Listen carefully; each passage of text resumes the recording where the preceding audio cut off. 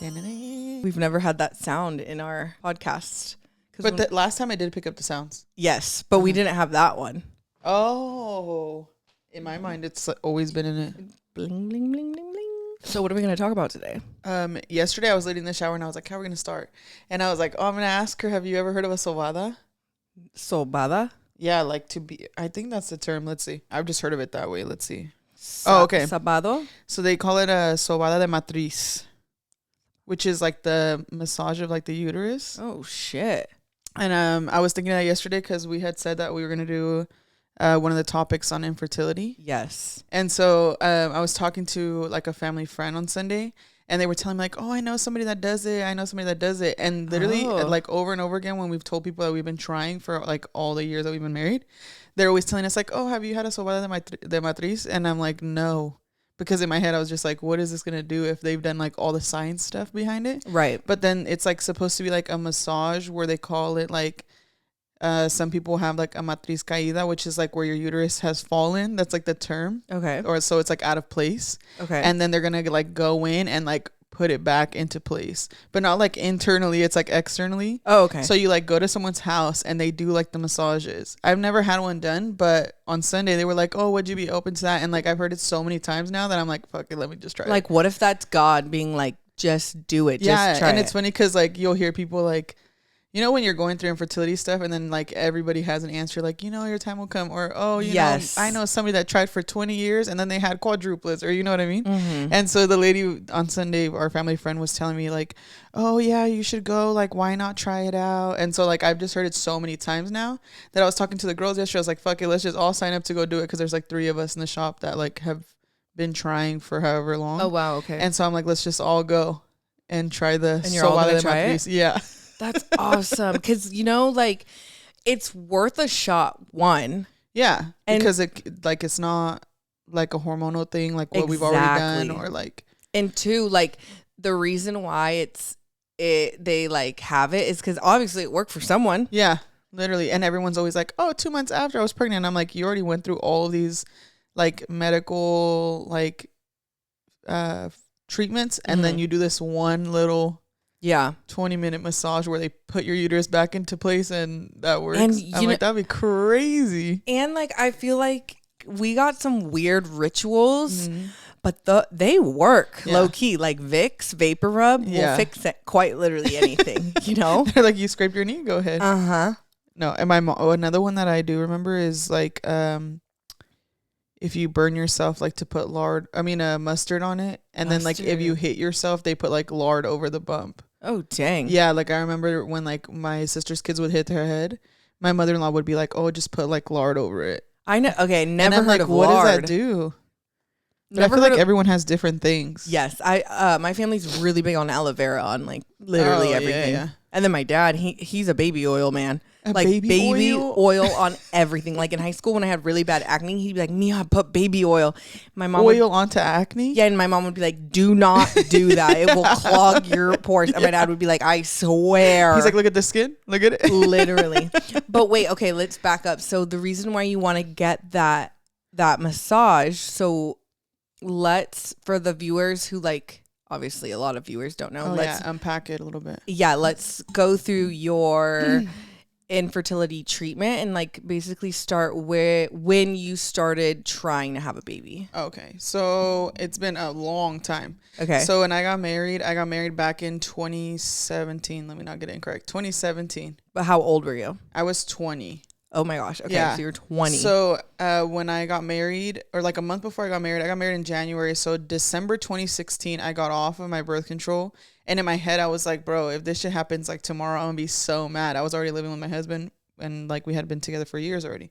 And so wait, just curious, what kind of birth control were you on? Like pills? I think it's called Sprint Tech. Yeah, the pill. Oh, okay. Yeah, and I took that shit for so long. So when I was like 13, my period was super irregular. So going all the way back. Yeah. So when I was 13, my period was super irregular, and basically my mom was like so tired of dealing with it, and because like it's so taboo to have those conversations in our culture, like, oh, blah blah blah, like I'm bleeding again, or this or that, you know, so many details about like things that you don't usually talk about the sexual reproductive system. Exactly. It was just like, bruh, why are you and you're talking so to me young? about this? Yeah, I was only 13.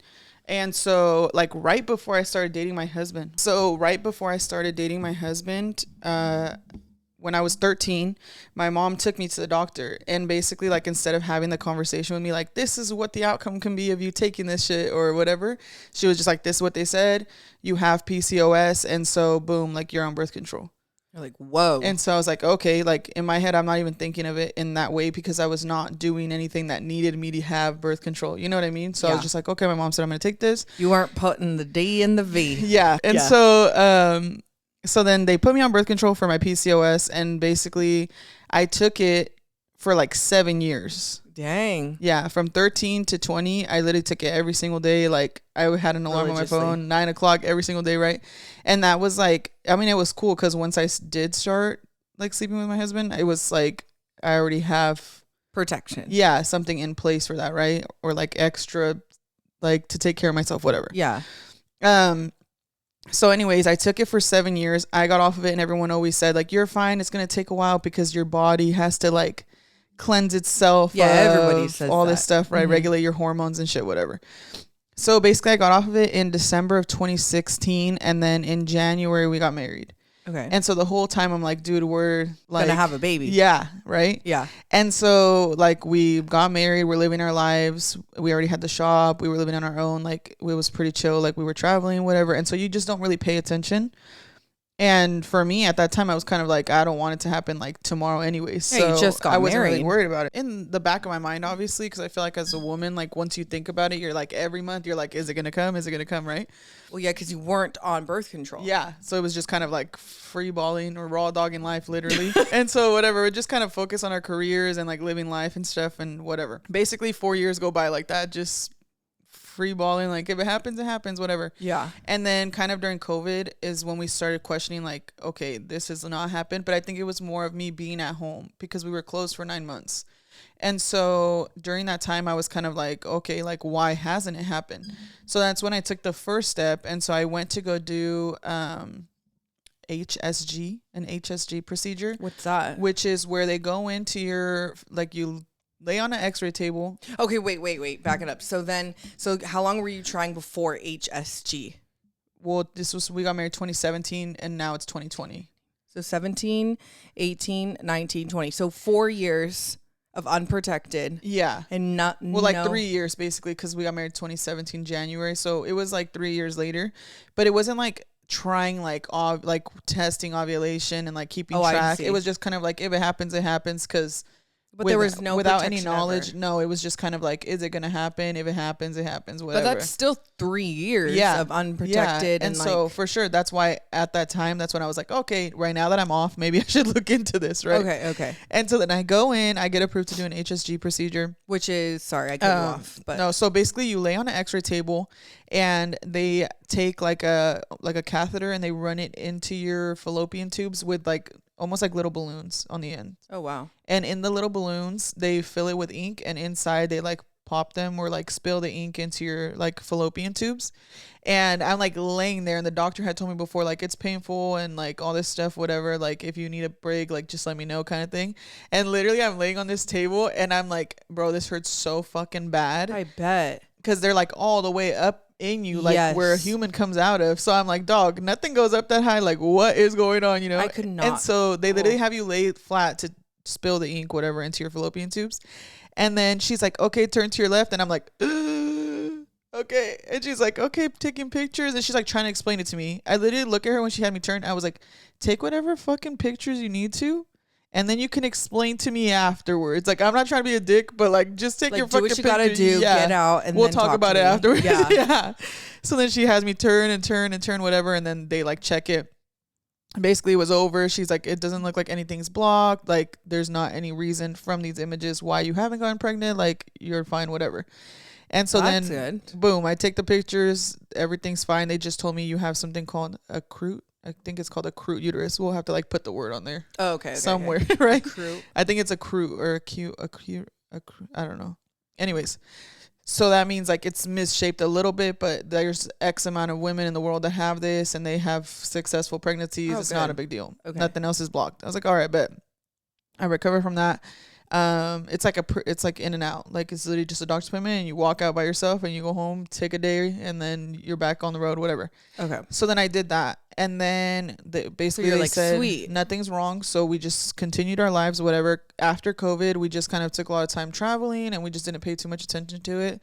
And then I had a few clients and friends that had gone through like IUIs or like medicated cycles. And so since I had heard of that, I was like, okay, maybe I should start asking about that, you know, like look into what insurance covers and stuff like that. Because to me, that's like a big thing for like women that have infertility issues in America too, because we don't have all of those extra like benefits most of the time. Like people's insurance doesn't cover that. So it's like expensive, like out of pocket.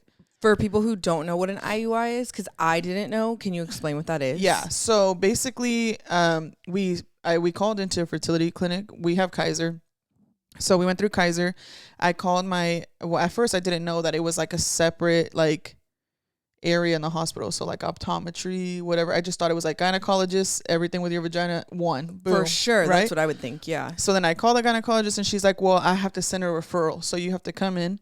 I go in, I do a pap smear or whatever. And then she's like, okay, boom. Now I can send your referral.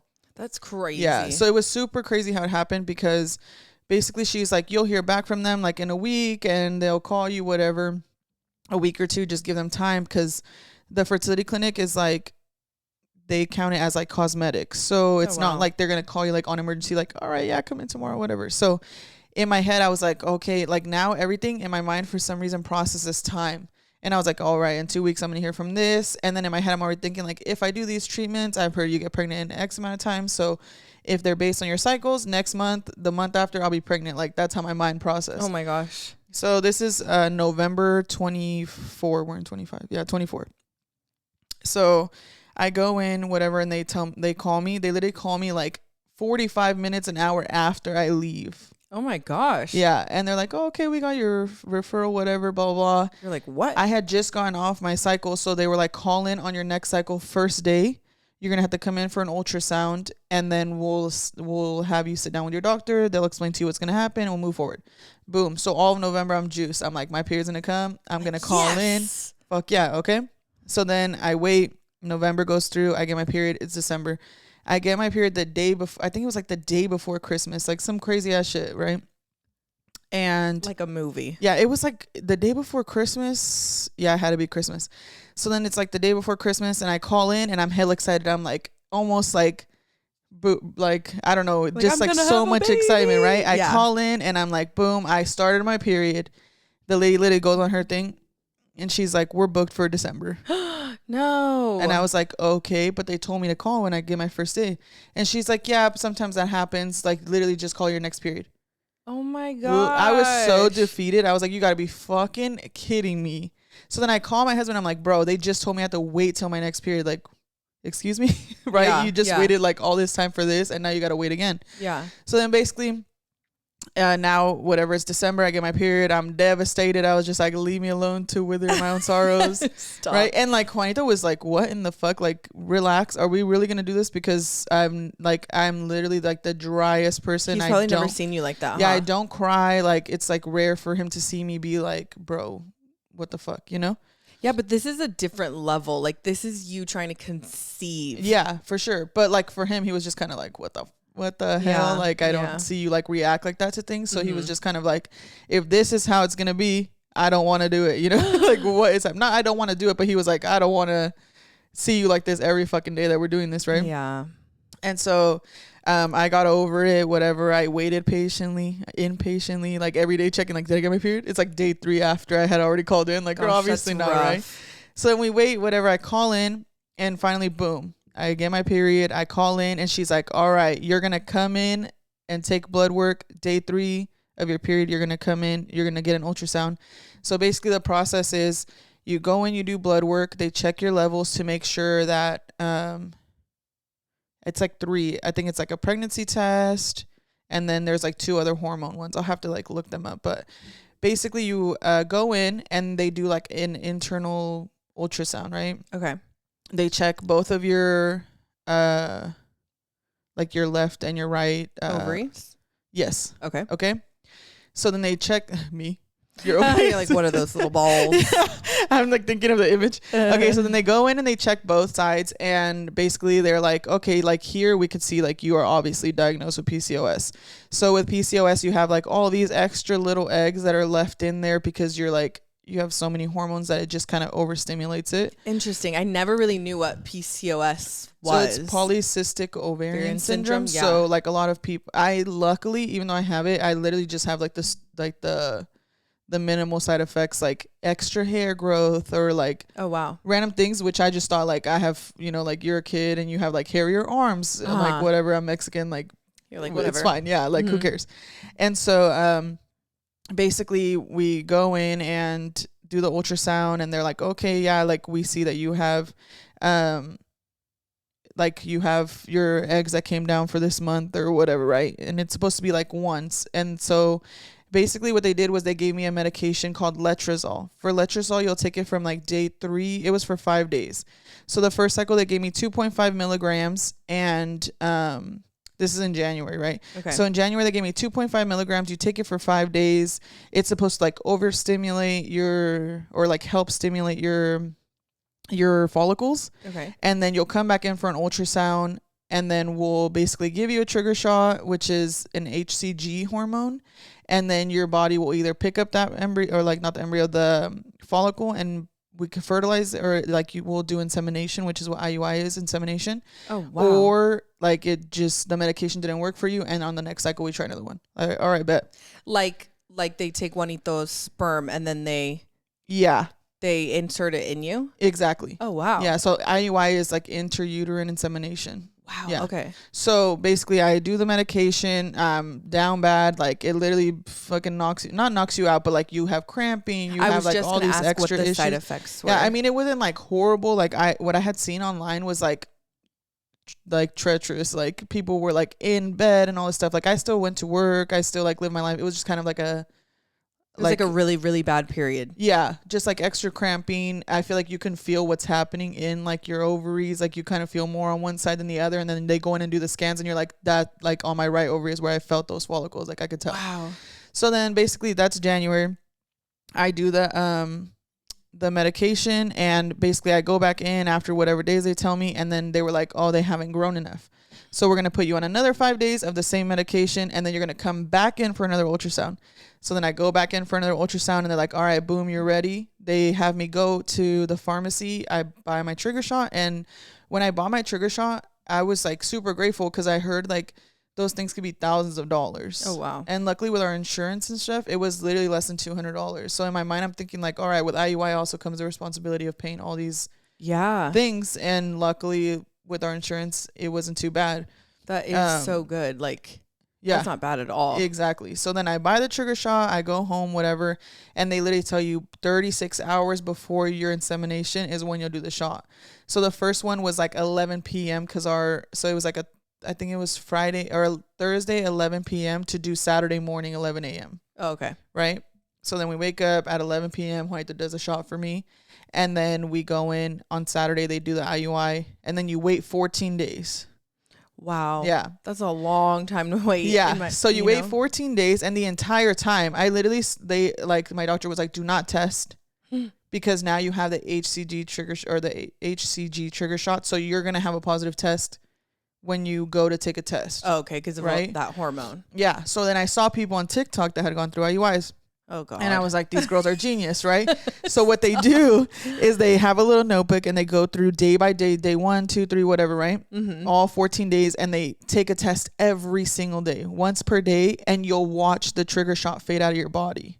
Oh, my goodness. Right? So then when you look up, like on whatever platform you use, ChatGPT or whatever, or Google, right? It'll tell you like you cannot, what's it called? You don't have implantation till day X, whatever to day whatever. So I think it's like day 6 to 10 or something. So then you would know after these days are the possibilities of me being pregnant. Obviously the first 6 days aren't, throw them out the window, but I just wanted to watch that line fade out to see if it picked up. Take tests? Yeah. So for 14 days I took the test. In my mind, I'm like, I'm about to be pregnant, dog. This is crazy, right? Oh. So then I wasn't. Okay. That's January. So then I call back in, right? Yeah. After the 14 days, literally you have the 14 days. You're either pregnant the next day or you get your period. So literally day 15, period. I'm like, all right, I hate my life. So then I'm like devastated again, right? All right, we're going through this again. I like how I'm listening to this story and then you're like, I wasn't pregnant. And I'm like, like I didn't know. Like I still don't have a kid. The IUIs didn't work out. Imagine. Shoot. So you were just devastated and defeated and like. Yeah, but so what was your mind? In my mind, I had already, I'm like super like logic based, right? So in my head, I was like, okay, each cycle, I had already read up on it that it's like 3 to 15 or 8 to, what the fuck, 3 to 15, 8 to 15% chance per round that you do. And that's so in my, 8 to 15%. Yeah, that it raises your chance past like regular. That's not. Yeah, because the only thing that the IUI does for you that's different than you having sex unprotected is grow your follicle. Okay. So your body still has to do all the other shit. The sperm is still the same sperm. It's the same man. They're just putting a little further for you. Like it's just giving it a little push start. Exactly. And they're just making that follicle be the right size. But it's still your body's job to pick it up or not, or, you know, just to like move the process on. So then that's January. So then February, I get my period. Boom. You do the same thing. Yeah. I call in. Okay. I'm like, Kaiser, I started my period. All right. And they're like, all right, come in for your blood work. Let's make sure hormone, like your levels are right. And then we'll boom, round 2. Okay. In my head, like keep in mind that when I had got approved to do the fertility cycles, they had given me 4. They said, you'll use 3 to 4. And if that doesn't work, we'll move on to the next thing. Right.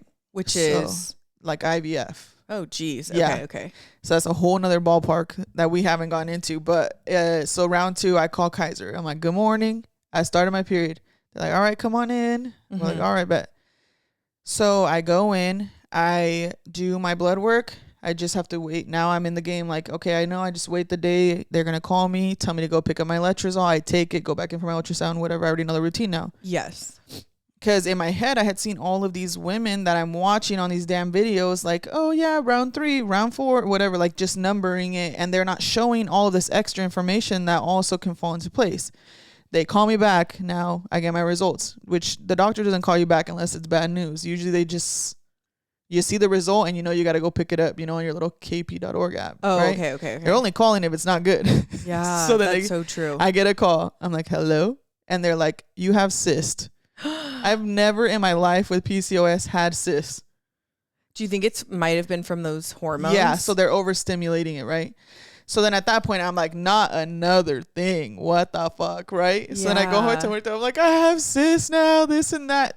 They tell me it could take up to 90 days for them to go away on their own. And you can't try and get pregnant with this. I mean, you can, but they're not going to do IUI for you because they're not going to give you more hormones to stimulate that area, right? Wow. So it's like, so now you're out for that month. So like by doing this treatment, you created a cyst and now you have to wait to get rid of the cyst to try and do this again. Yeah. They're like, your body will get rid of it naturally, but you got to wait. That's such a effed system. And in my head, I was like, okay, I'm approved for 4. So if I started in January, my last one would be April. Right. Right? Yeah. And at some point between there, I'll be knocked get a baby. Right? Yeah. So then basically I go home. I'm like devastated again. Yeah, because now you have to wait. Yeah. More. 90 days. For sure. They said it could take up to 90 days. Oh, okay. So then I'm like, Juanito, like 90 days, bro. Like that's a long time. Like whatever, right? We're talking about it. And he's like, it's just all in timing. Like we can't do anything about it. Don't stress about it too much. Like, thank God for Juanito. Oh my God. He's the most clear-minded person I know, right? So he's like, there's literally nothing you could do about it. We're going through the process now. Mm-hmm. We're at a good age. Like, you know what I mean? Like, we have our lives together. We're just kind of going to roll with the punches. It's just part of the process. If you guys didn't listen to podcast 1 or 2, Alondra is under 30. Thank God. Yeah. Yeah. So I'm 29 now. Mm-hmm. And when we started, I was 28. Mm-hmm. So February, whatever, I call in, you have cysts. It's not happening this month, cysts. Call back every time you get your period for the next 90 days and hopefully they're gone. So I get my period. And my cycle is usually whatever, like the month long. So it's usually 28 days. And then for whatever amount of days I have it, right? Yeah, which is funny too for PCOS because most of the time women don't have regular periods with PCOS.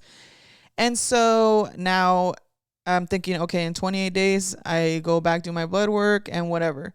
So for this cycle, I ended up getting my period 21 days later. So only 3 weeks after. Oh, good. So then I get my period 21 days after, and I'm like, all right, I have to go do the blood work because now I'm in the treatments, even though they're going to tell me you fucking have cyst, right? Right. I go in 21 days later, no cyst. Yay! So they're like, boom, come back in, pick up your letrozole, we're doing this. And in my head, I was like, I thought I had 90 days. Yeah. Right? Yeah. And so I'm thinking like, that's great. I'm not going to do this. Yeah. And so I ended up going in. I do another cycle with IUIs, letrozole. And this time they were like, we're going to give you 5 milligrams of letrozole instead of 2.5 because when you did 2 rounds of 2.5, it seemed to work for your body. Okay. All right, bet. So I go in. I do the 5 milligrams. I'm out for the count for a few days. Juanito's the sweetest thing. He realized like, oh, I saw online that if you use a heating pad, it like helps the stimulation from your ovaries. So you use it on your back. So then he like orders me a little heating pad. Oh. I'm like laid out on it. I would take it to work with me, whatever. Wait, so you still went to work during this process, or did you? Yeah. Oh Every single day. I literally went to work after my IUIs. Yeah. Literally. There was only one IUI where I didn't have to go to work because it was on a Sunday. It was Easter Sunday too.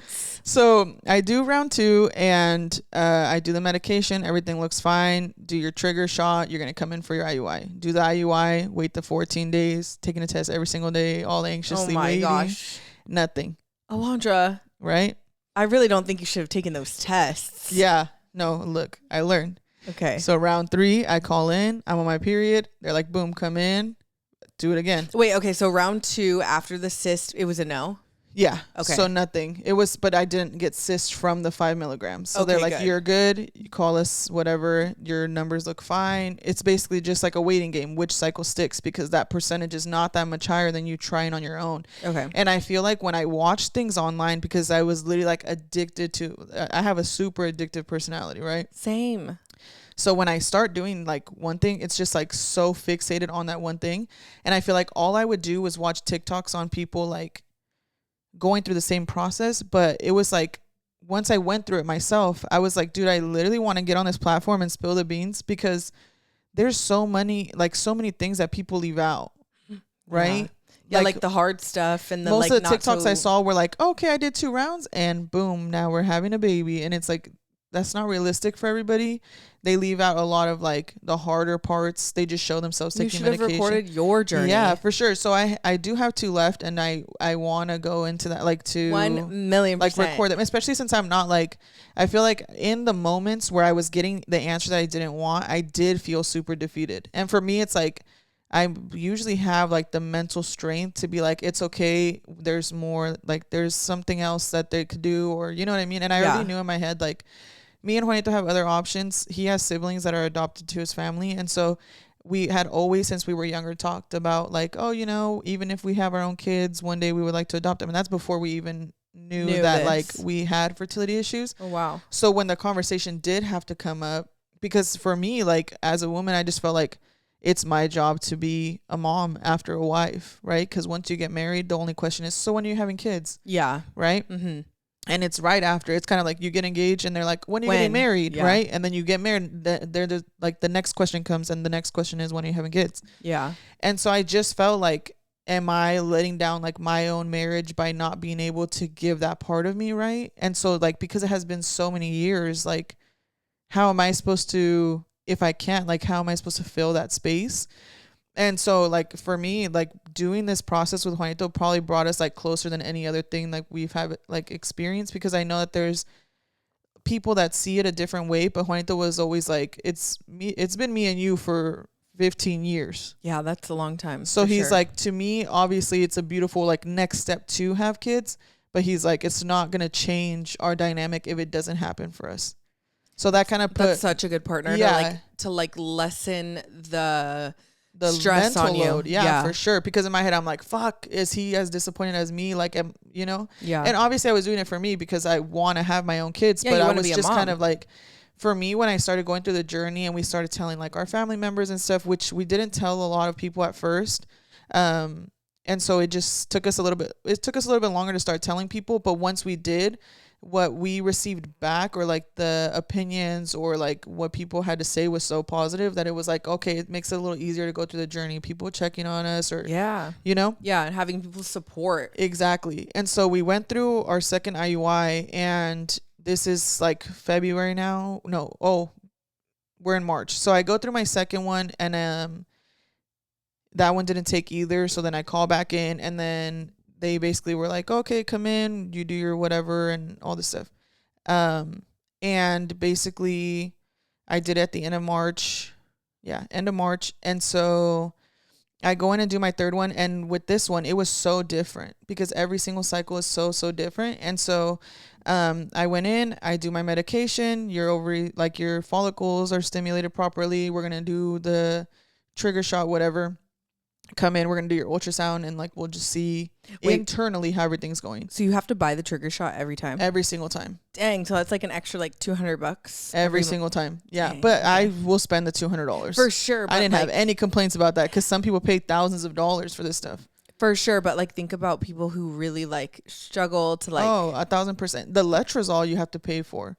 So you're paying for the medication, you have your co-pays, you have your trigger shot, like all these extra things.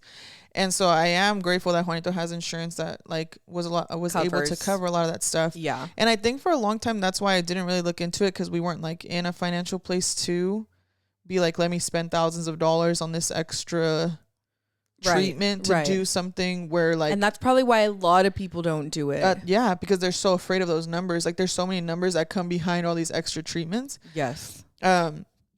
So I did my cycle. I go in, and they literally told me for the first time in my life, they go and they do the ultrasound vaginally, and they're like, you are already ovulating. Come back in tomorrow. You're gonna do your IUI. Okay. So I'm like, what the hell? I ovulated on my own. That's the first time I ever heard that, right? Oh, wow. And so I didn't have to do the trigger shot, because the trigger shot is to trigger your ovulation. So you release the eggs before they do the follicle before they do the IUI. You're like, hell yeah, body. Yeah. So I was like, all right, fuck yeah, this sounds good, right? Yeah. Boom. You're like, this is a good sign. This is a good one, right? So then I basically go in, I do the IUI. We wait the 14 days. I didn't test that time out, because I was like, you know what? It feels good. Yes. It's fine. We're just gonna do it. Because that's just like pressure, low key. Yeah, for sure. And Juanito kept telling me, like, do not fucking test. Yeah. For what? He's like, they're telling you not to test for 14 days. You're testing on the first, second, and third day. Like, what does that do for you? Just to see the line there? Like, come on. Yeah. And so I end up not testing. My period comes. Right? So then I would have thrown something. Oh, literally. I feel like Juanito made it so easy for me. So like my mental health was deteriorating, and he could see. But I'm also like, I still have to do my job. I still have to live my life. So I was still showing up every day, and it was just kind of like in my own home, I'm going to deal with it. And then what the world gets is different than what I give at home, right? Yeah. And by round 3, Juanito was kind of looking at me like, okay, this is getting rocky. Like, this doesn't seem too good for your mental health. I don't know. Like, if you should keep doing this. Yeah. So, was he like the only person that saw that? Do you think? Yeah. Okay. Yeah. Anybody else, and my sister called me, would be like, oh my God, so day 13, did you take a test? And I'm like, yes, bitch, it's still negative. You don't think that you would get a fucking call? Like, what the fuck? And everyone was like real. That. Everyone was like asking different questions, but it was just like, bitch. Even I remember asking and being like, so how's it going? Yeah. And you're like, I don't even remember what you'd say. Most of the time, I was like, I'm not pregnant. Like, yeah. What do you want me to tell you? You know, like, and there were certain days where I was okay to share the whole story. Like, oh, we did this, and this different, and it just didn't work out, whatever, right? But, you know, looking back now, it's like, I didn't even think about like all of the crap that you were dealing with, that like what that little question, like just asking you such a simple question, like it's such a loaded question. But I also know, like, I feel like in this day, the time that we're in, people are offended by so many things. True. That when I started the journey, I was like, I don't want to be that person that is like, I see a lot, like when you go through IUI, you go through the rabbit hole of TikTok of, I bet, of people like, their reaction to certain things, or like, and like you'll see TikToks where they like asking a friend with infertility, when are you having kids? Let me give you one of mine. Like all these extra things. And like their reaction to what people are telling them while they go through their fertility journey. Okay. But to me, I understood that if I'm open enough to sharing what I'm going through with you, then I know, because I was open to share that with you, that you mean enough to me that you're not going to come from a negative point of view to say these things to me. Right. Like we're coming from a place of like love, or you know what I mean? Yeah. Like, and care, and like genuinely wanting to know. Yeah. Like, and I feel like because we only told like our close family and friends, or like I did have to explain to a lot of my clients, because I was having to, like I said in the last one, the only time I was moving people around was like, oh, I have my IUI appointment, or you know what I mean? Stuff like that.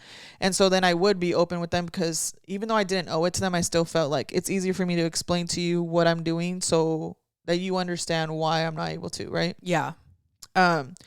So I just thought, like, when I started the journey, like, I just don't want to be one of those assholes that like gets upset every time somebody says something that you don't receive positively. You definitely never did that. Yeah, because like, to me anyways. Yeah, I just felt like I have an answer for the question, like just answer that shit. Like, it's just so simple. Instead of letting myself get in my head, like, you know, it's just easier. Like, oh, how's it going? Oh, you know, I'm not pregnant yet. Yeah. Like, I don't have another answer.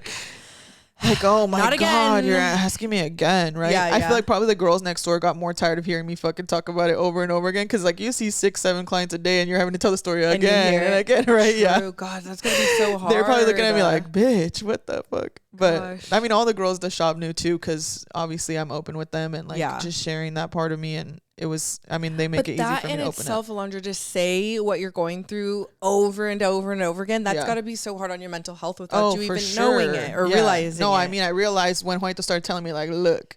Yeah, like, I think you're not doing so well. Yeah, and he, like, for me, he's never told me, like, hey, like, this is getting a little rocky, you know? And so we did 3, and I was just kind of like, this is not happening for me. Like, by this time, everyone that I've seen on social media or whatever process I've watched or articles I've read, 3 or 4 is the number. That's when it happens. And that's because like they're not on there being like, well, and it didn't work, so I quit. Exactly. You know? And so I get my period again. Now it's April. We go into round 4, right? Okay. So you did go to round 4. Yeah. So I did round 4. And when I call in for round 4, my doctor was like, oh, you have to do an extra appointment. It's a video call. We're kind of going to explain. They call it next step. Okay. And so the next step, they're going to call in. It's an hour appointment. We're going to explain to you if this one doesn't work, what's next. Oh, okay. And so basically I get on the phone. My doctor was super cool. And they tell me. Wait. It was the next step, meaning she had 4 IUIs. Yeah. So basically the appointment's called next step because, I mean, there's millions of details that are obviously left out of the story because you go through like so many things. The IUIs fucking suck. Like nobody likes to get a pap smear. You literally lay on a table. They use the duck clamps, the little metal prop you up like you're getting a fucking tire change. The thing I hate is the giant Q-tip looking thing. Yeah. That you can literally feel poking your gut. Literally. Okay. I'll get into the details of that on my 4th one. No, but you said you were like, okay, so we call in the 4th one, which is the last one, which is why I have to have this appointment. Yes. So in my head, this is my last one. Yes. I'm going to give it a go because Juanito deserves it. I owe it to myself. I'm doing it. The whole time Juanito's like, are you sure we can wait? We're not getting like the time is not going anywhere. I mean, it's going by, but like we're young. We have time. It's if you want to take a break, totally optional. People have kids in their 40s. Yeah. But I was like, no, like, fuck it. I already did all this stuff, which with IUIs, they take away so many things from your life. They do. So you like, well, it depends on your doctor, obviously. You can drink alcohol for the whole time, which I never asked if you can drink alcohol until my 4th one because I just felt like for my own morals, I just felt like it was incorrect to do that. Like, for sure. I didn't want to ask my doctor, like, hey, can I have a drink? And then she's like, bitch, do you want a kid or not? Like, what the fuck are you asking me, right? Yeah. So I did stop drinking alcohol in December. God, that's going to be such a good clip there. I did. I had to stop drinking alcohol in December just for my own beliefs and morals. I was just like, this is not correct. Like putting shit into my body while I'm taking these hormones and all these extra shits, like just to drinking. And then just to like kind of defeat the purpose of like growing a whole human. Like, you want to be as healthy as possible. So I did start working out. before I started the IUIs. So I was at 253 in June of 2024. I knew that we wanted to start the process. You were so healthy when you started. You were like the skinniest, healthiest you've ever been. Yeah, right? like in an adult life, right? So I went from 253 to 198 by November. So it was like 55 pounds that I dropped. So I had gone down like 55 pounds. I was like, boom, I feel like my body's ready. I'm used to going to the gym every day, whatever. I quit alcohol in December. They tell you can't smoke nicotine. You can't garden or whatever the phrase is for YouTube, right? You can't smoke in general, which was weird. The only thing that I was allowed to, they told me that you're allowed to do during IUIs is nicotine. Oh, okay. But they did tell me, like, don't smoke tobacco, don't smoke weed. Boom, I don't anyway, so it doesn't matter. Like, okay, it didn't affect me. I don't smoke. I do drink, so I had to give up that. And then just other little things like strenuous workouts or, you know, don't lift too heavy or things like that, right? Yeah. So you have to get, basically you're just trying to put yourself in a place where you feel like you're good to go. You're going to carry this child. And for me, I gave up all these things. And then like looking back, it's kind of like people get pregnant in all kind of crazy ass scenarios. Like people do Molly and then get pregnant. Yeah. Like you have a fun night. You're out faded on your ass every day. And then you end up knocked up. Yeah, just kidding, bitch. Slow down. Yeah. And so I just felt like for me, the best chance I'm going to have is if I give my body what it needs. Right. Yes. So from the treatments, I've actually put back on like 30 of those. I think it's like 32 pounds of the 55 I lost. Still because it's it's good. So many hormones and stuff that you're taking. I bet, dude. The HSG or the HCG shot, the trigger shot or whatever it's called, it's HCG hormone. So that's why you test positive. And so for that time frame, now you're fake pregnant.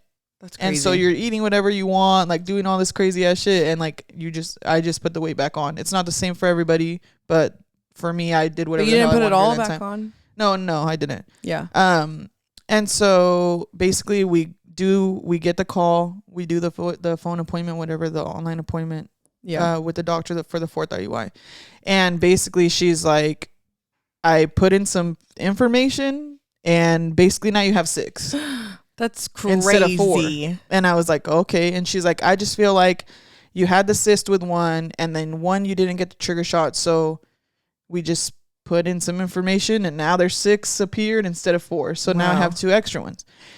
And at this point, my husband's already telling me. How did you feel when she told you that? Like, I just felt like, fuck yeah. Like, okay. So you felt cool, like, yeah. yes. And when I read on, when I do research or like look up online or read articles or like look into it more, your chances are not like any more higher with 5 and 6 than they are with 3 and 4. But I think like for my own mental health, it was good to know like there's more chances, right? Yeah. So then I go into 4, and I kept telling Juanita the whole time, my birthday's on the 20th, and then Easter's right after. It's either gonna fall on or Easter was on my birthday this year, actually, I think. Oh, okay. Yeah. And so it planned out super weird, or like it just happened super weird because basically they tell me, all right, you got your period. We're going to do blah, blah, blah. You're at next step appointment. I did it, whatever. Come in and get your letrozole. So I go in and get my letrozole, and you don't know if like your follicles are going to take. So I'm like, if they take this time, I'm literally going to have to do the IUI the weekend of my birthday. Like I just feel it in my soul. Right. Okay. Yes. And basically I go in, I do the ultrasound, boom, you're ready to go. And so I'm like, all right, what day am I doing my IUI? And they're like, you're doing it on Easter Sunday. Oh, I'm like, oh, great. The doctor that I have, which is your birthday. Yes, doesn't read the whole chart, right? Because she just kind of like, I know this girl's coming in. I work this day. I do the IUI and whatever. So since I didn't describe what the IUI is before, basically I do the medication. I do the trigger shot, go through all of those days, which it's like a 10-day process before you even go in for the IUI. So then I go in for the IUI. You lay on the table like a regular pap smear, right? 3 days before the IUI, your husband has to be like, what is it, abstinent? Oh, okay. Abstinent, yeah. Or whatever. Not doing it. Yeah. And you can't like help them or do anything. You can't touch it. They have to make their sample, right? So then he... Wait. Back it up. Like you guys can't do it? He cannot ejaculate for 3 days prior. Oh, okay. Yeah. Okay. So you guys can't... do anything. Oh, wow. He can't do anything by himself. He can't do anything with me. Like, you can't do anything. Interesting. Okay, so whatever. He makes his sample. You basically have to go He makes the sample the day that you're in there? Yeah. So it has to be within 1 hour of you going in for them to clean it. So does he just like go into a little room and like? No. So after COVID, they don't do the little room unless you live 2 hours away. So he does it at home? Yes. Okay. So we wake up the morning of. So basically that's a lot of pressure. They give me the appointment and they're like, boom, you're going to come in at, I think it was 10 a.m. on Saturday or Sunday. Yes. You're going to come in at 10 a.m. to do your IUI, whatever. Right. Yeah. So that means my husband has to wake up at like, do it whatever time, and he has to drop it off 1 hour prior to that. So let's say 9 a.m. right? I don't know if I'm getting the times exactly right. But basically you have to wake up, drop off his sperm, and he has to drop off his sample 1 hour before because they have to wash it. So basically he wakes up, makes a sample, has to drive all the way to the Kaiser, drop it off, they wash it. Washing it means like they're gonna use a little magnifying glass, spill out the beans, and then pick out all the lazy ones, which is like washing it. That to only put the strongest swimmers in there is insane. I've never heard of that in my life. Yeah, me either. So he goes, his sperm is washed, or like his specimen is washed. It's gonna feel so weird as a guy. Yeah, for sure. But literally, Juanito was like, out of all the jobs that I have in this is my one job. Like, I'll do it, right? He's like, this is all you need from me? Cool, I'm showing up. Oh my God, guys are so... Yeah. So he drops off his sample. They wash it. I go in for my appointment. When I go in for my appointment, they have you lay down on the little stupid paper that's all crunchy and shit, right? At the doctor's office. So you're laid out. They have you take off everything from the waist down. You're just laying there, little towel around you, whatever, right? My petunia puckers up whenever like I just know the feeling. Yeah. So then the doctor comes in and she's reading off to me the information. They have to read it 3 times to you because it's a fertility clinic. They got everyone's sperm laying around, so they want to make sure that it's your partner's, right? She comes in with the glove, like literally. She's like, okay, she's holding the sample, right? She just, all right, read the information on here to me. Can you imagine if and they I put was the like, wrong sperm? Alondra, blah, blah, blah. My birthday is whatever. Today. I say 4/20/96, whatever. I'm saying it, whatever. Then the nurse has to read it back to her. She has to listen, verify that on the paperwork, on the sample, and on my medical card is the same information, whatever. Okay. And then she reads it for a 3rd time. Now she's the one processing it. And she literally looks up at me and she's like, it's your birthday today. You're like, yeah. And I was like, yeah, it is. And she's like, this feels good. She's like, this is it. Oh my gosh. She's like, this one feels good. I feel it. I was like, okay, right. And so we're like joking around. And she's like, that's beautiful. I love that for you, whatever. So we're just talking. That's kind of crazy. She didn't realize it till the 3rd one. Yeah, I was like, are you even listening, bro? Yes. Like, I think because they do it so often, they're just kind of processing the numbers. Okay, I see a 4, I see a 2, 96, whatever. Like, that's the numbers that they said. I see it on there, whatever, right? So then we're going through, we're talking about it. She's like, this is great, whatever, and all this stuff, and whatever. We're just talking, and they have me lay down. And does it hurt? Yes. Okay. So you lay down, you prop your legs up, and basically they use the little clamps for the pap smear. They spread you open, but it's a little they're all cranking it. You just see her between your legs. So she opens it up, but instead of it being like for a pap smear where they just open you to swab, they have to see your cervix. Okay, so it's more of like when you're giving birth type of it's thing. like a little bit further in they need to see. So they're trying to position you to see your cervix, which is like, I guess, higher up there, right? Yeah. And so they want to see into your cervix so that they can run a 13-inch catheter straight into you. Okay. Not. Yeah. This is my 4th one, right?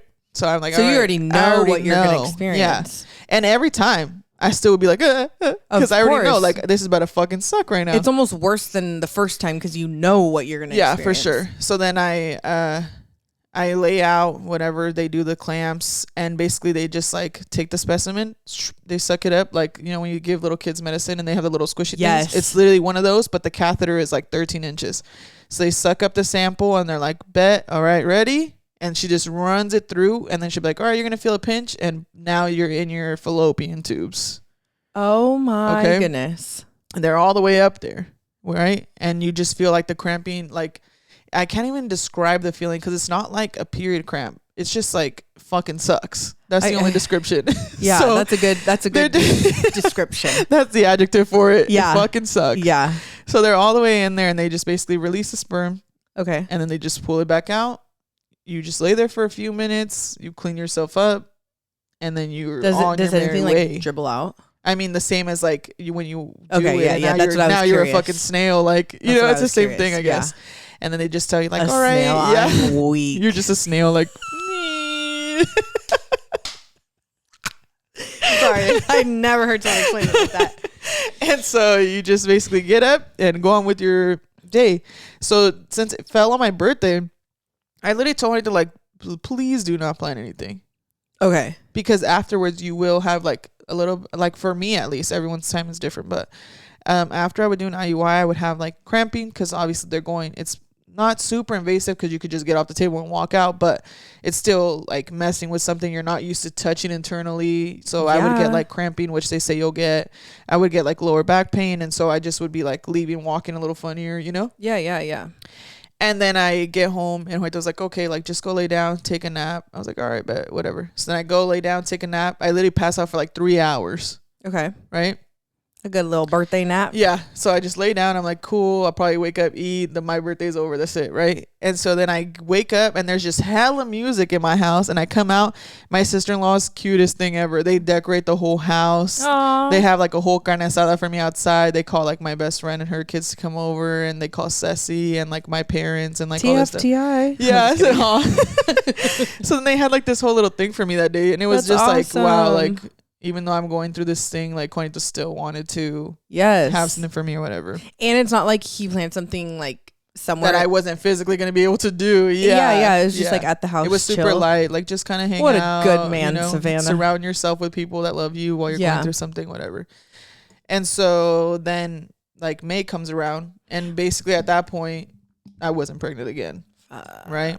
So then I call back into my doctor and I just was like, was that time heavier, do you think? Yeah, for sure. Because I feel like once the doctor was like, this feels good, everything went good. They should not say shit like that. And they never do. My doctor did such a good job at that. That was like, you know, if your test comes back positive, you call us in 3 days. If not, you call when you start your period. They never gave me like a false hope or anything, you know? Yeah. And when I would watch stuff or like read stuff online, I would always ask them like, oh, I saw blah, blah, blah, blah. Like, should I do this? Or like, there's extra stuff you'll see like, oh, take progesterone during your IUIs and all this shit. And she would literally be like, there's no scientific evidence that this is going to help. So don't do it. Or you know what I mean? Yeah. And so like, since I had all these questions and I was openly able to ask her and her give me an answer that I didn't know or that I needed, it just made me feel so much relief during the process. So she was super like chill throughout the whole thing and just like very open with me. Like, oh, you know, like this is probably not going to benefit you. This will, or, you know. Yeah. And they were always like, oh, there's other options like that we do in this clinic. Like it's not end all be all if these don't work out or whatever. Well, that's good that she reassured. Yeah. So then by the time the fourth one came around, I didn't end up pregnant again. So I did my fourth one and it just didn't work out. And at that point, Juanito was like, no. Let's take a break. Like, call your doctor, ask them what they think. I understand they approved you for 6, but he's like, we're not doing this right now. Like, just ask them if you could take a break. If you can, we work on, you know, just giving yourself a break and take some time to fucking live life and, you know, go out and do things. Because at that point, we were just like, at home because you can't do certain things. Yeah, it was just like project let's have a baby. Yeah, there's like months. There's just certain things that you can't like go out and like we're not gonna go out and have dinner because every time I go out they're like, oh, why aren't you having a drink? And then you're having to explain the story all over again. Or you just can't live your life like the way you normally do, right? So there was a lot of things that we just weren't doing just because. And as your partner, he sees the toll that it's taking on you mentally, physically, emotionally. Yeah. And I think that he just wanted to be able to do his part by being like, he's protecting you. Yeah, I'm like emotionally guarding you from having to do these extra things. That's such a beautiful thing about marriage. And like in the first podcast when I was like, I just want to be married. Yeah. I think that's like the part that I love about marriage so much is like when you're not able to see yourself going through those things, but then that's why you have that partner. Yeah, exactly. And that's what I was saying earlier. Like even like every marriage has like hard times and good times, whatever. But I feel like going through something like this where it's just so like physically, emotionally, mentally draining, to have that other person, like I think that it makes up for so many of those things that I have gone through with Juanito, or that he's gone through with me, like in the past, because you kind of like realize like, oh, I needed you in this time, like for sure. It makes you guys stronger, for sure. Yeah, and it totally gave me a different light of him. Like, you're not a dad, but I like see you in this different light of being a man. Yeah, because he's taking care of you. Yeah. That's so beautiful. Yeah. So then he was kind of the one who pushed you guys to like take a stop. He was just kind of like, let's call a doctor and see like what they say about you taking a break, right? Because now you have these 2 extra IUIs, and do you want to do them in the same physical or mental health space that you're in now? And at this point, like I said, I had already put on a lot of the weight from before I had gotten into like losing the weight last year to do the IUIs. Mm-hmm. And a lot of that was like, there's so many like, what are they? Like sayings, I guess, and like for like my in-laws or like my parents, where they're like, oh, you're trying to get pregnant, don't lift heavy stuff, or don't do this. Oh, I see what you're saying. Right? What are those called? They're called, I don't know the word for it, but I totally get what you're saying. Wise tales or something. Yeah, exactly. For like the last 2 that I did, my in-laws were very like, you're still going to the gym, like you shouldn't be lifting heavy weights and like doing all this stuff. So when I started those final IUIs, I was like, fuck, like what if I'm affecting my outcome because I'm not changing like the scenario I'm in? I was still doing the same exact routine, just taking the medication they were telling me, just doing the process they were. And my doctor had told me like, it's okay to work out. You're not lifting 10,000 pounds. Like your body's fine. Do whatever you want to do. But it was just kind of like, okay, what if what they're like they're adults and I trust them, and like what if they're telling me can change the outcome of what I'm doing? And so when I went through the process without having that routine, I did put a lot of the weight back on, because now I'm fucking going eating crazy, and not working out or not being physical, because I just thought like I maybe should change the scenario to maybe get a different outcome. Yeah. It's so hard to navigate, because like you said, you hear these people who love you and who you trust, and they want the best for you, and you're like, okay. And then, for sure, like it's just, there's no rule book here. And my father-in-law, like he's always super respectful, and I've been around him for a long time, so he knows that he can have like an opinion in what I'm doing, and you know what I mean? Like I respect their opinion. And but my father-in-law specifically is really like usually like very quiet, or like he jokes around and stuff with us because we're like his kids, and and so he's like a jokester, like a regular dad, whatever, but he's also like very mindful of not like getting in our business or not like saying too much. Yeah. And so when he finally spoke up and was like, hey, are you still working out? And he knew that I was like further in the journey without having to say anything. He was just kind of like, oh, like maybe you shouldn't, or, maybe you shouldn't do this, or maybe you should try this, or, and then I was like, okay, like if he didn't feel a certain way about it, then he would have never said anything. Right. And so then I was like, you know what, maybe you're right. I'll try without, And so I just kind of took his opinion into account, and I was like, I respect it. Like, let's try a different dynamic, right? Let me not lift the heavy weights or go too crazy. And, yeah. So then we switched up the scenario. We didn't have the outcome we wanted, but I still was like, you know what? I tried a different way, and it's worth saying I tried it. Yeah, exactly. So the 4th one didn't work out. It was fine. We just kind of talked about it, and me and Huerta just kind of decided like, okay, call the doctor and see like what the next option is, or if we're able to take a break. So then I called my doctor and I was like, hey, like during IUIs, do you recommend that people take breaks in between, or do you think it's best to just go like back to back? And she was like, no, like since what you have is, we call it unexplained infertility, there's like not a time that you can't use them. Oh, good. Because it's not like you need this medication like back to back to back. It's like a woman's body, every time you get your period, you're releasing another egg. So your body resets every single month, so that it doesn't like, they don't like stack on top of each other. It's not like you're going to save that follicle and keep growing it, because once you get like, it's gone. Yeah. You use this medication to mass produce these follicles, and then it didn't work. So then your body extracts them. Sheds them. Yeah. Yeah. And then the next month you're starting again. Right. Right. So she's like, you could literally take off as much time as you want, and you'll still have those 2 IUIs.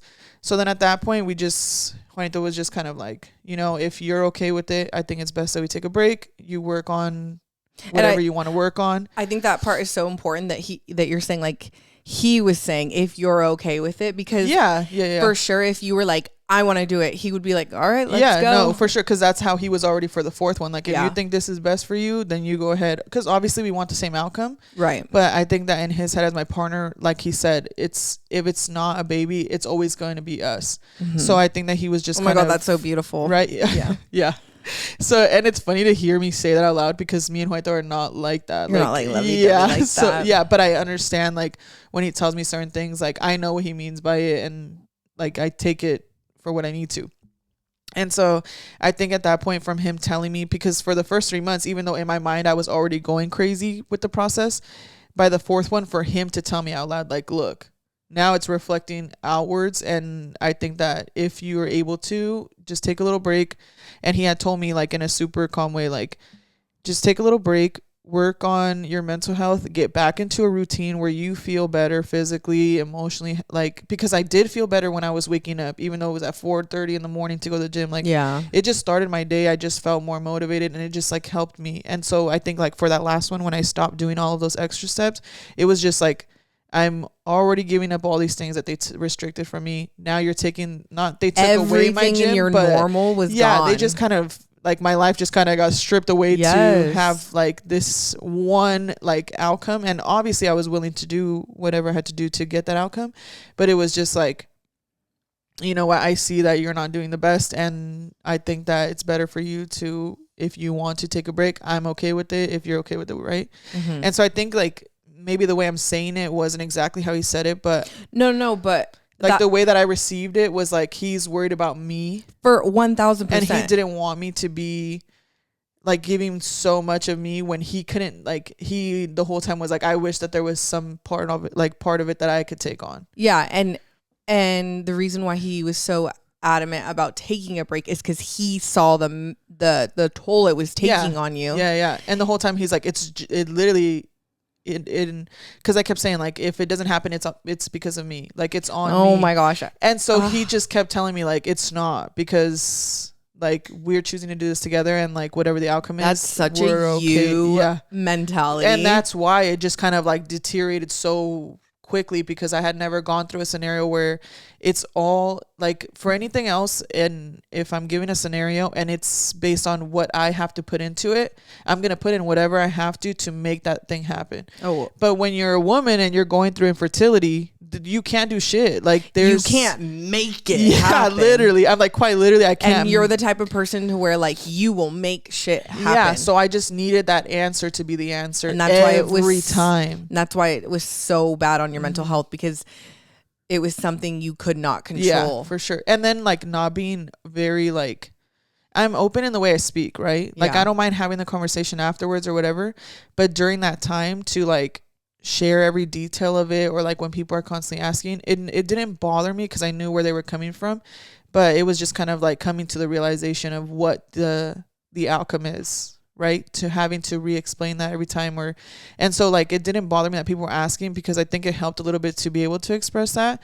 But because I'm not used to, like, expressing emotions, it was coming out, but, like, coming out as, like, almost a science project. Like, I have to do this and this for the next step to do X, Y, and Z to get this outcome, versus, like, if I was sitting here with a friend and explaining to you, like, oh, you know, like, I have the IUI, it's not working, I don't really know what I'm gonna do, like, it's kind of hurting my mental health, like, you know what I mean? It's different than being able to express your emotions about the scenario you're going to. I mean, it's not a good thing, but maybe in a small, teeny, tiny way, you're learning kind of to be more, like, emotional. A little bit. Especially with that scenario. Especially, like, my best friend had also gone through, like, infertility issues with one of her pregnancies. And so she was very open with me about it. And she's the one that actually told me, like, look into this, look into that. And we had talked about it a lot. So, like, when she would check on me, it would always be like, hey, good morning. Like, she wasn't asking, like, did it work? It was more like, pregnant? Hey, good morning, I'm praying for you, I want you to know that we love you, and you know what I mean, like, just words of encouragement, instead of asking all those questions that you didn't want to have to keep answering. And I don't think that it's bad for you to ask those questions. I think it's just to make sure that the person feels that it's coming from the right place. And not like, did you do it yet? Is it done? Are you pregnant? I'm like, you would know. Well, I just think that you have the best partner in this. Oh, for sure. You know? Yeah. And I just want, like, the viewers don't know Juanito like we do. Yeah. And so I just wanted to emphasize, like, if she were to say, I'm going this 5th time, Juanito would be like, all right, let's go. Yeah. Like, okay, then we're just doing it. Yeah. So we just basically at the end of the 4th one just decided, like, okay, my doctor said, you know, it's fine. You could take as much time as you need. And so I just told him, like, look, I'm going to take off. When was the last, at the end of May or June? Or? I ended up calling in May because I had started my period again after that Easter cycle. And so when I called, or the April cycle, I got my period in May, and then I ended up calling in like, hey, is it okay for me to take a break? And they just said, yeah. So like June and July, I've just been living. Woo! Yeah, just living, like going out, having drinks with the girls, or you know what I mean? Just like living life. And then some point here soon, I lock back in and then hopefully drop the weight and then do the 2 cycles.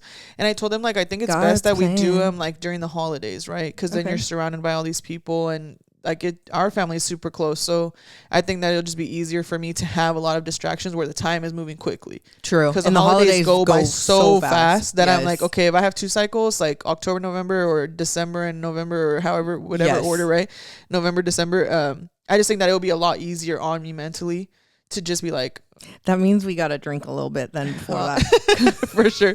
You're like, we're going on a trip. Let's go. Yeah. No. So I feel like I'm really grateful to like have a partner that like lets me be so open with him about it, and he doesn't make me feel bad, or like it just makes it a little bit easier for me. Yeah.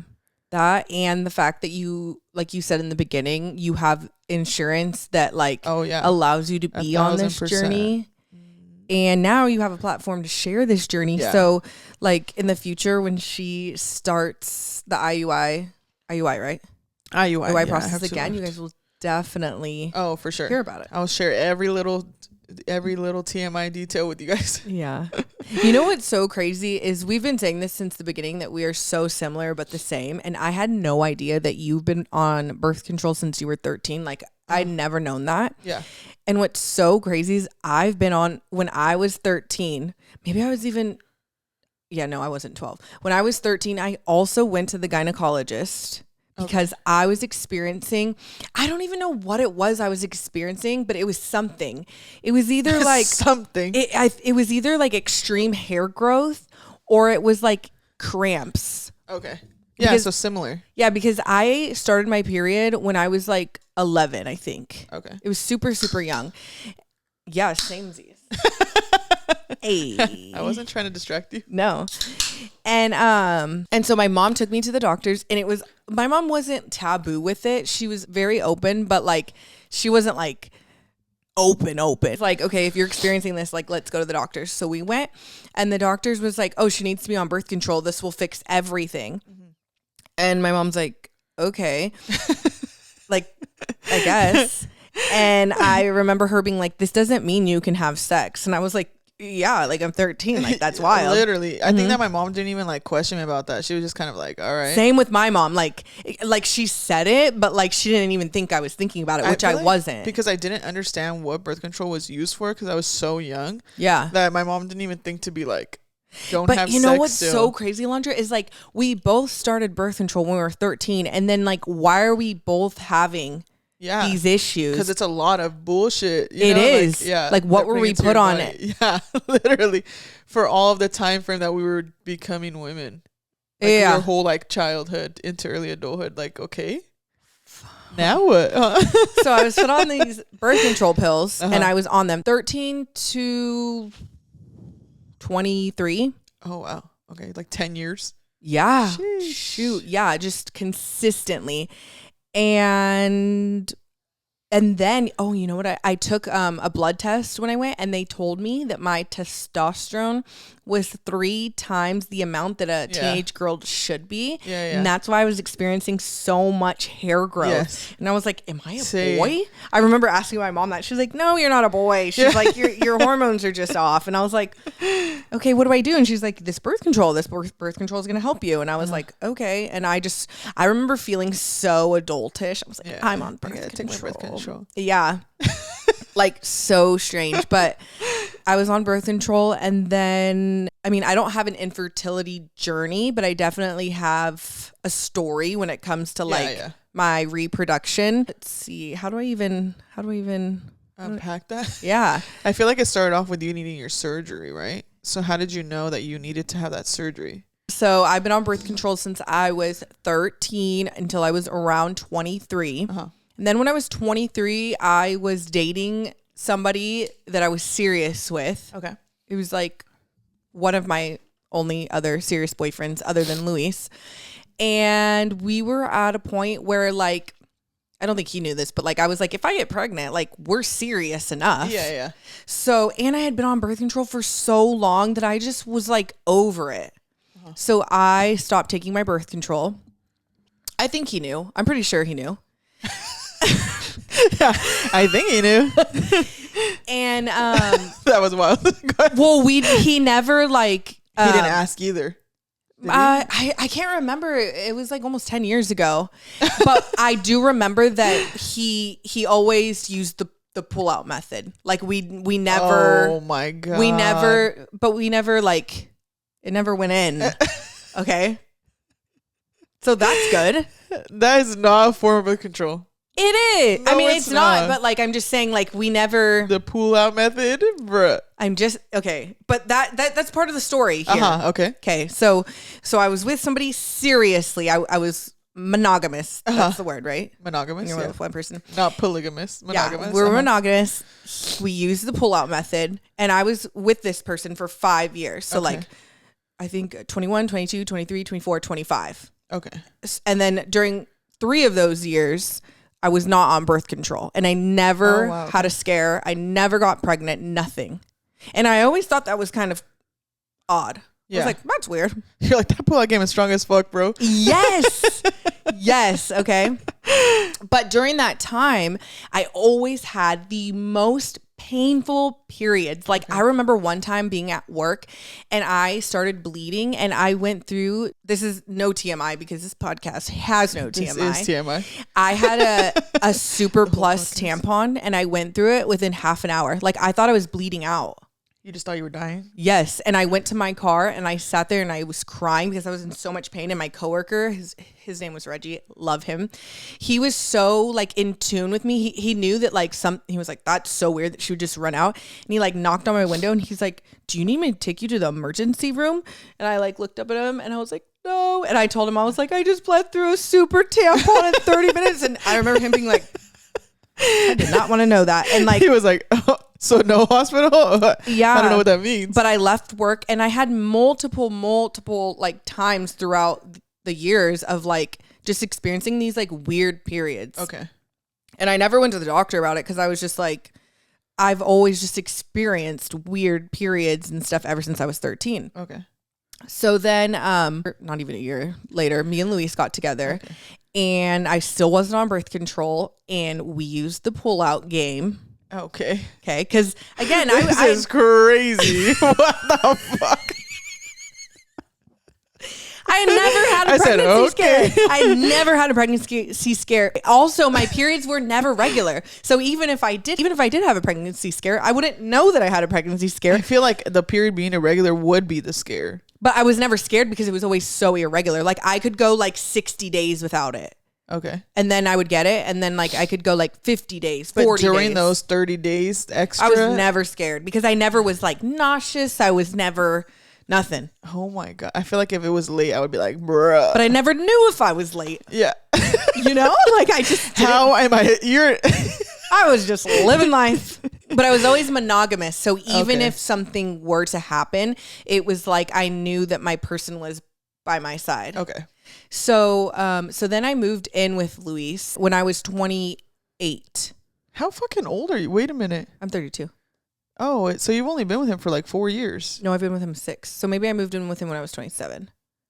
I moved in with him in 2019. 6 years ago. Yeah. So I don't know how old I was 6 years ago. 27? 28, 29, 30, 31, 32. 6 years ago, you're 32 right now? Oh, okay. I was 26. Yeah. I'm like, wait a minute. There's so many numbers. What in the world? Okay. Yeah. Yeah. Because then with my, 21, 22, 23, 24, 25 was with my ex that I was serious with. And then 26, 27, 28, 29, 30. Yeah, with Luis. Okay, sorry. Yeah. Okay. Yeah. Math. Because I've only really had 2 serious boyfriends and they were back to back. Okay. But Luis is my fiance. So with Luis, I moved in with him and we were on the pullout game. And I was experiencing those cramps and that like cramps, like just and bleeding and just like weird stuff. And Luis is very protective over me and my body too. And he was like, Brooke, this is not normal. You've been telling me this for like years, over a year now. Because before that, before me and Luis were together, we used to be coworkers. And when I was at work, I would experience cramps and stuff. And he would see me being like crying and stuff. And he'd be like, what is wrong with you? And I would tell him like, I'm having severe cramps and bleeding. Like I was always that girl that was so open with my coworkers, like I'm bleeding out, you know, and they would be like, whoa. So he was like, you need to make an appointment. So I did. I went to UC Davis and I saw a doctor. His name is Dr. Necrani. Praise the Lord for that man. And I told him and he goes, none of this is normal. You need to have a ultrasound. And at this point, you've already been doing that for like 5 years. With the pain? Yeah. Yeah. No, longer than that. Yeah. Yeah. Just like kind of my whole life, just pain and bleeding and just abnormal periods. Right. And I just never took it serious. And so he's like, let's do an ultrasound and see what's going on. So I was like, okay. So then the next week I had an ultrasound. The ultrasound took forever. And I remember just a bunch of red. I looked at the ultrasound and just red. She took a bunch of pictures. And I asked her, I was like, what's going on? And she's like, oh, I can't tell you anything, but the doctor's going to call you in a couple days and tell you. In a couple days? Yep. And then that day, as I was driving home to Lisa's mom and dad's house where I was living, he called me and he goes, hey, I got some news. I was like, yeah. And he's like, you have a very large tumor in your ovary. I was like, a tumor? He's like, yeah. And he's like, don't worry. It's not cancer. Okay. It's just a tumor. He says it's called a teratoma. Okay. And he's like, it's the size of a grapefruit. So like this big. Yeah. And it's in your right ovary. It's just hanging out in there. And we need to get it out because it could burst your ovary. Like it's putting so much pressure on it that it could just pop. And if that happens, then you would have to have like emergency surgery and it couldn't, that's not good. Yeah. So I was like, dang, no wonder why I've been having all this pain and whatever. Yeah, you're growing a fucking grapefruit tree. And I've been growing a grapefruit. So he's like, when do you want to have the surgery? We could do it like next week. And I was like, what? Yeah. And he's like, yeah, we got to get it out. So I was like, all right. So I went home and I told Luis and he's like, I told you. And I was like, don't start with the I told yous, you know? Because like, you're like, let me just soak this in. Yeah. I was like, let me digest this. I was super scared. But I scheduled the appointment for the week after. I went in, I had the surgery, and I want to say at the pre-op appointment, he told me, he's like, we're going to go in and I'm going to try and get that tumor out without having to take out your ovary. Okay. But there's a good chance that I might feel like it's going to rupture while I'm taking it out. So if I feel like it's going to rupture, I'm just going to take out your ovary, the tumor, and the fallopian tube because there's no reason to have the fallopian tube if the ovary isn't in there. And I was like, what does that mean? And he just said, it means that you're not going to have an ovary or fallopian tube on that side. And I was like, well, I don't have any kids. So like, can I still get pregnant? And he's like, yeah, lots of women still have babies with just one ovary. Yeah. It just means instead of having 12 chances a year at getting pregnant, you're going to have 6. I was like, damn, that's not that fun. You're like, well, I haven't got pregnant yet, so yeah. Fuck. But I think that I hadn't gotten pregnant because like that huge grapefruit was in my ovary. Yeah.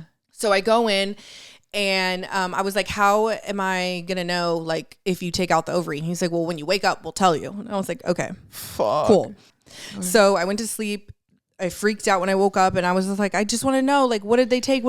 And then the nurse looked at me and she goes, they did take your ovary and they took your fallopian tube, but they did retrieve the tumor. And I was like, I just started crying because I couldn't believe they took that from me. I felt like half of my womanhood was taken, you know? You're like, geez. And I was just crying. And I remember like it felt like 10 minutes. They're like, okay, you can go home now. And they put me in a wheelchair and it was during COVID. So like nobody could be with me and they wheeled me down and I was just crying. And he's like, what's wrong? I was like, they took my ovary. He's like, it's okay. God. And he's hella funny. He goes, I can still get you pregnant. Oh my God. Like, oh, he's like, don't worry about me, big boy. Like, how can you say that right now? Yeah. Like, but like looking back, that's hella funny. But I mean, that was like the answer, right? Yeah. That's the answer you wanted. Like, can I still get pregnant? That was literally, he's like, I got this. Yeah. Okay. So this is the funny part of the story. Okay. I go home. And the doctor told me that I could not be sexually active. I think it was a month because I had the surgery in October of 20. I don't remember the year. It was October. Yeah. She's like, I know there was Halloween costumes around. Yeah, it was October. Said I couldn't be sexually active. So I was like, okay. So we go home. We didn't bone for the whole month. And then I go to my post-op appointment. He checks me out and he says, everything looks great. You can go home. You can be sexually active. And I have very high hopes that you're going to get pregnant. And I remember telling him like, whoa. Like, you're like, but I'm not trying to do I'm not trying to get pregnant. Yeah. I just was having weird periods and weird bleeding and weird pain. And now I don't have an ovary. Like, this is just such a weird spot that I got to. Right? Like I explained to you these issues. You took an ovary from me and now you're telling me I can get pregnant when I don't even want to get pregnant. Yeah. Okay. Fuck. But now that explains why the pullout games were so strong. Because they were never strong. They were never strong. It was me. It was me that was blocking it, right? Anyways. So then that was November that he told me that. It was like the end of November. Me and Luis moved into our first apartment together December 1st of like the next week. And celebrate that apartment move. Home. We christened the apartment. Okay. And then after we christened that apartment, we went to San Diego on vacation. And I got so sick on that trip. Like I went to sleep. What month is it now in San Diego? December. So like it's still December. Yeah, no. So we moved into our apartment like December 1st. Yeah, definitely the 1st. We christened it the 1st. We went to San Diego like the 4th or the 5th. I was sick, so sick. We didn't bone. I remember not boning because I was so sick. And then it's Christmas. I start to get sick. I thought I had COVID. And then it's January. I'm still sick. I'm like, I for sure have COVID. And then I was like, what if I'm pregnant? You still have no scares 2 months later is crazy. You're just so in that mindset that I'm in that mindset that I'm definitely not pregnant because I've never gotten pregnant.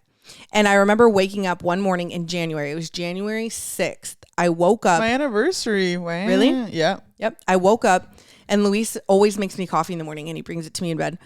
And I looked at that coffee and I was like, and I thought I was going to throw up. From looking at the coffee. And I was like, there's something wrong with me. Yeah. So I called into work, even though I was working from home. And he took me to his dad's restaurant. And then we went to Denio's. And I was just craving like weird food. Like really salty food. And then I went to his dad's restaurant. And I was telling his cousin who worked there, Issa. And she was like, dude, what if you're pregnant? I was like, there's no way I'm pregnant. You're like, I've never been that before. Yeah. So then the next day I was like, what if I'm pregnant? So I went to Target in the morning. This fucking doctor. I got a pregnancy test and then I went shopping. I was just doodaddling around and I was like, okay, I'm going to go home and take this pregnancy test. And then after this test is negative, I'm going to go take a COVID test. I get my pregnancy test. You go shopping? I go shopping. That's how much I know I'm not pregnant. I literally go shopping afterwards. I'm in no rush to go home to take this pregnancy test. Finally get home. Luis is in the bathroom brushing his teeth. I go to the toilet. I put the pregnancy test. I pee on it. And I go, how funny would it be if I was actually pregnant? I pull up the stick. You know how you're supposed to wait 2 minutes? I pull up the stick and it literally says pregnant. And I look at him and I go, I'm pregnant. And I just remember his eyes. His eyes were like this. Is he still brushing his teeth? Still brushing his teeth. And he's the like, motion. He's like, what the fuck, bro? Yes, because he was not ready to have a baby. Oh yeah, I don't think you guys were like not that you weren't in a mental space too, but like you weren't prepared for that answer. We were in love, but we had just moved into our first apartment together. Yeah. We had never. Fuck. So I was like, holy shit! And this is how much I love Luis's mom. I go, we have to go tell your mom. Like Luis's mom, I say all the time is like my mom. Yeah, for sure. So I literally pulled up my pants and was like, take me to your mom's house right now. And we literally got in the car, drove over there. And as we're on our way there, I was like, wait, should have I taken another test to like make sure? And he's like, wow, Brooke. And I was like, what if I'm actually not pregnant? And he's like, that thing lit up like the second you pissed on it. And I was like, true. We're pregnant. Yeah. And so then we go there and I sit her down and Vovo's like pissed in her pants. I was like, Vovo, I have to tell you something. She's like, what? And I go, I'm pregnant. And mind you, she doesn't have a grandchild at this point. Yeah. She just starts crying. She hugs me. She tells me how excited she is. And how long have you been in their family at that point? Only like a year. Oh my gosh, probably like, okay. Yeah, she tells me how she's going to help raise the baby, how she's going to watch the baby, how she's going to be there for me. And it was such a beautiful, like, I never even thought about what it would be like when I got pregnant or anything like that. And it was like better than I could have ever imagined, ever. And I never pictured it, but it was just so good. And then my dumbass, I call my mom. She's at Kohl's. Mom, I got to tell you something.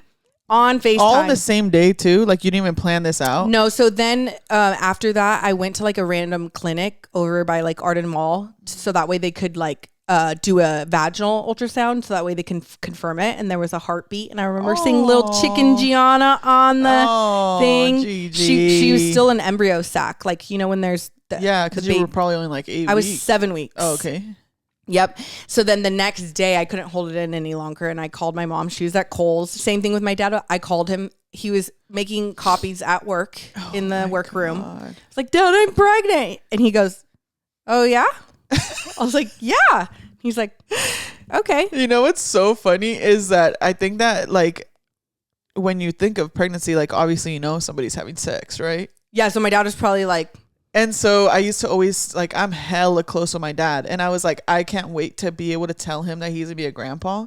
But I'm so afraid of telling him like, you're going to be a grandpa because then he knows. Sex. Yeah. Just like, then your dad's going to know you're having sex. Like, bro, I've been married to you for like 7, 8 years, whatever the time is. I'm pretty sure he knows, right? Like he just is my dad, so he doesn't think of it.